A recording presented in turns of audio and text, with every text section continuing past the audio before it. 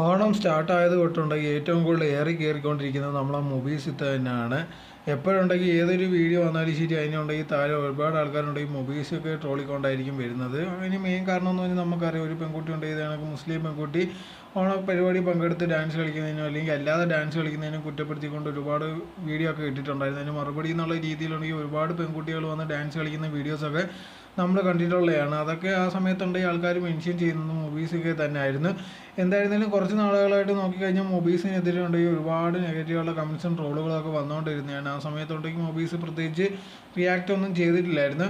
അങ്ങനെ ഇരിക്കുമ്പോഴാണ് ഇപ്പോൾ ലേറ്റസ്റ്റ് ആയിട്ടുണ്ടെങ്കിൽ ഇതിനെല്ലാം പ്രതികരിച്ചുണ്ടെങ്കിൽ മൊബീസ് ഒരു വീഡിയോ ഇട്ടിട്ടുണ്ടായിരുന്നു. അതിനകത്ത് പറഞ്ഞൊരു കാര്യം എന്ന് പറഞ്ഞാൽ, ഇതേ കണക്ക് ഒരുപാട് പേര് നിന്നെ ഹേറ്റ് ചെയ്യുന്നു, അത് കുഴപ്പമില്ല, നീ സൈലൻ്റ് ആയിട്ടിരിക്കുക, ആൾക്കാർ നിന്നെപ്പറ്റി എന്ത് വേണമെങ്കിലും പറഞ്ഞോട്ടെ, അതൊന്നും കുഴപ്പമില്ല, അങ്ങനെ പറഞ്ഞാലും ഉണ്ടെങ്കിൽ നീ ഒന്ന് റിയാക്ട് ചെയ്യാതെ സൈലൻ്റ് ആയിട്ടിരുന്നാൽ മതി, സൈലൻ്റ് ആയിരിക്കുന്നതാണ് ഏറ്റവും ബെസ്റ്റായിട്ടുള്ളൊരു ചോയ്സ്. ആരെന്ത് പറഞ്ഞാലും ശരി, ഞാനുണ്ടെങ്കിൽ എനിക്ക് ശരിയെന്ന് തോന്നുന്ന ഒരു കാര്യം മാത്രമേ പറയൂ എന്നുള്ള രീതിയിലൊക്കെയാണ് പറയുന്നത്.